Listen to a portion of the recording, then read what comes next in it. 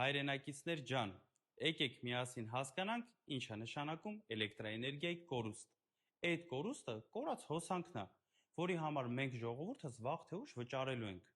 Ուրեմն տեսեք, 2015 թվականին հեցի կորուստը կազմել է շուրջ 14%։ 2015 թվականի ավարտին Տաշիր ընկերությունների խումբը գնել է Հայաստանի էլեկտրական ցանցերը։ Եվ այս տարիների ընթացքում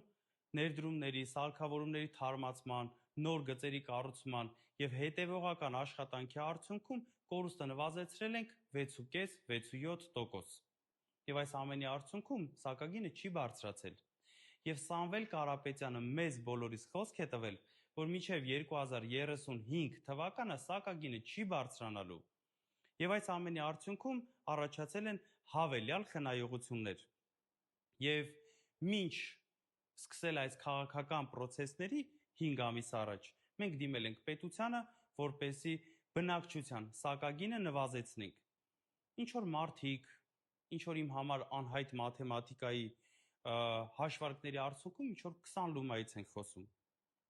Մենք խոսում ենք 3 դրամի մասին եւ պահանջում ենք սակագինը նվազեցնել, բնակչության սակագինը նվազեցնել 3 դրամով։ Իշխանության կողմից նշանակված ժամանակավոր պաշտոնակատարը հեծում այն աշխատանքը, որ հիմա ինքն է անում եւ այն քաղաքականությամբ, որ տանում է հեծը, կորուստները բարձրանում են։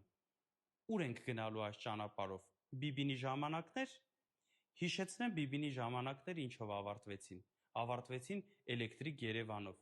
Ես չեմ ուզում այդ օրերը գան։ Անկեղծ չեմ ուզում։ Պարոն Պետրոսյան, մի քանդեք մեր ընկերությունը։ Եվ ի դեպ, կոչ եմ անում, կոչ մի արեք։